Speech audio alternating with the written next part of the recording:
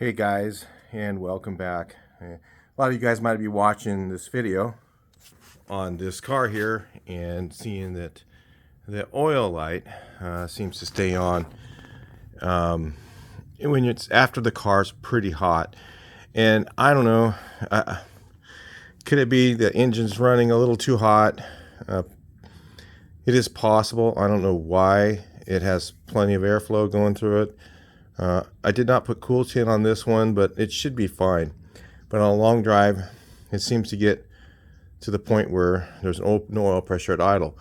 It doesn't have any, there's no pinging.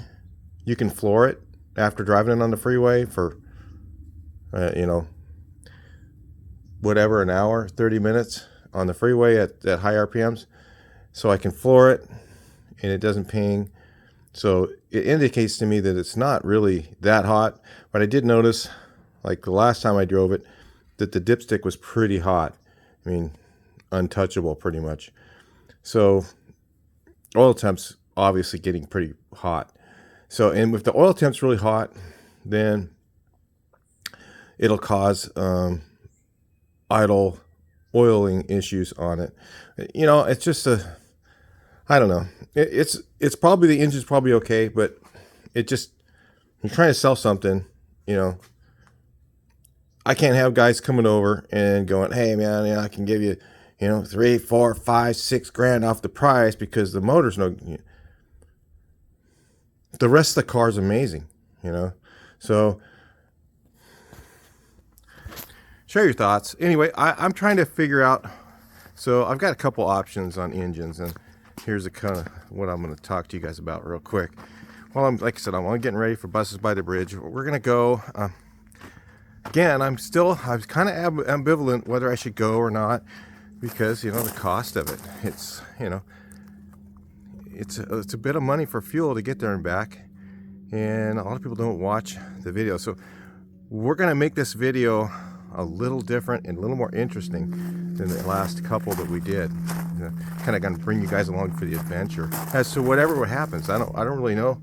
I mean, you're driving a 50-year-old bus. It could break down. Anything could happen. But if it's fun and everything's cool, we'll include you in on that. So it's going to be a little more different than the last years I made the videos. So I have like two 40-horse cases. I got this one here in the bag that's been opened up for 92 or 90.5, 92. I have some thick wall 92 cylinders, and I have a good, never been machined original Volkswagen crankshaft. Can make a nice 1835. We have the pile of heads. I'm sure I can find a decent set in there to have opened up. Or we have, this is the engine that came out of that.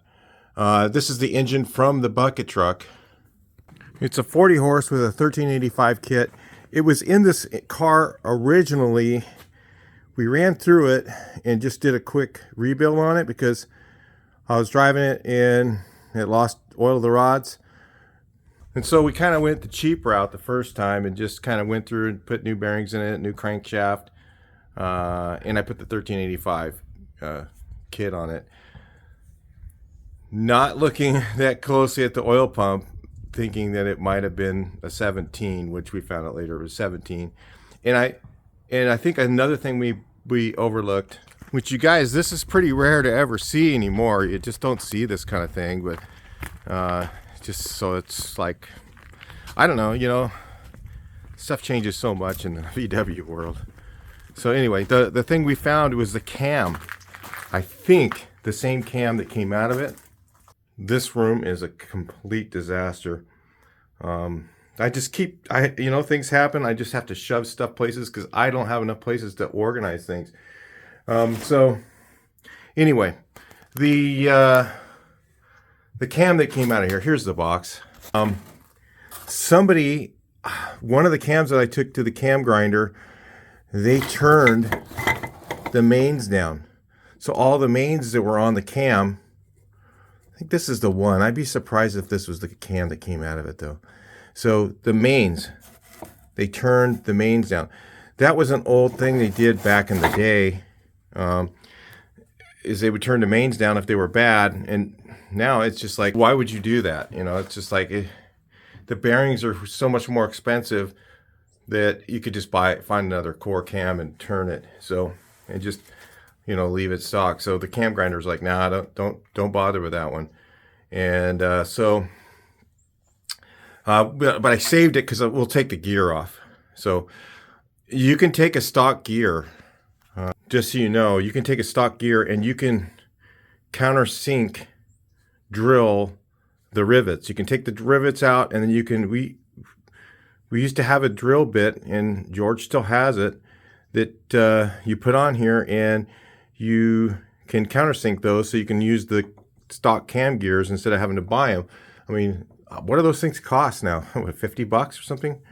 Back in the 80s, I remember they were $15, if I remember right.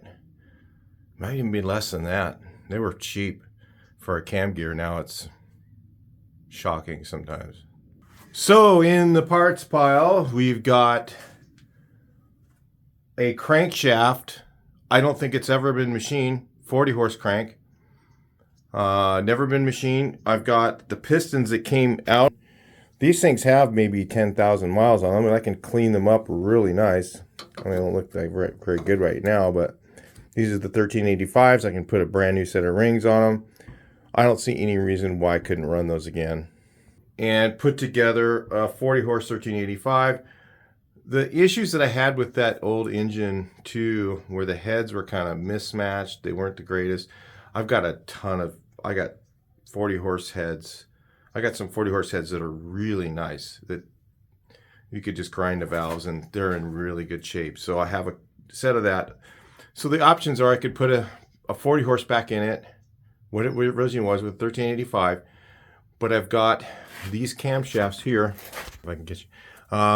There's an Engel 100 grind, which I think is not really an Engel 100 grind. I've checked the specs on it.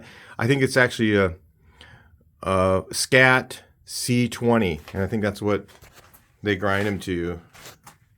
So anyway, it's gotten just crazy, just shoving stuff in here to keep it out of the weather. Just organizing all this. I got to, you know, you don't know what to throw away because the stuff's so expensive. You know, you're like, okay, well, should I throw that away, keep it, you know, and try and make it work for something? You know, some of that stuff is kind of in the head, you know, where 10 years ago, I just, probably some of the stuff I just toss. But anyway, so I've got everything for a 40 horse, and I've got everything except for bearings for the 40 horse, which that's a big deal, right? Silver line gone, you know, $90 I think for Molle's. From and will they have the right? If the case has been thrust cut, will they have the right ones? I don't know. So yeah, that's kind of a big deal. So I don't know. Share your thoughts. I'm just trying to decide whether I should just put another 40 horse in it, back to original. Put the oil bath air cleaner on it. It'll look a little better. Looks more original. It still runs. That one of those 40 horses with a 100 cam in it, and a little bit of port work to the heads, okay, will run pretty good. And then I've also got behind me this stock muffler up here. Yeah, I've got the stock muffler, so I can put that on. The 40 horses, I think, run better with the stock muffler. I've had, you know, back years ago, I had a 40 horse with a quiet pack on it, and it gives it more top end, but the valves in the intake system don't give it enough airflow to get to that top end. So, you know, I think the stock muffler gives it more torque, and it actually runs better with it. So anyway, we could do that and put a real 26 millimeter pump in it. I've got those. I've got brand new fuel pumps sitting here. I've got a ton of parts, okay, that I could probably just put one together and not have to really buy anything other than maybe a gasket set and I got cam bearings, I got rod bearings. A lot of that stuff I get when from places that's really cheap. I'll get it. I'll get 2 or 3 sets because I'm ordering other things and I don't want to pay shipping. So I ordered an extra one. So I've got, like, let's see, I see 4 sets of rod bearings, standard. So, and they're Klobenschmidt. You know, I don't have the cheap junk ones. I don't use MEYLE. No, I won't use those bearings. So anyway, that's what I've got, and I got a couple sets of cam bearings. And of course I'll use, well, I'm not going to use cam bearings. I'm not going to have the case open for the cam because last time I just did it was $250 just to open to do the cam bore. Yeah, I can't rationalize that.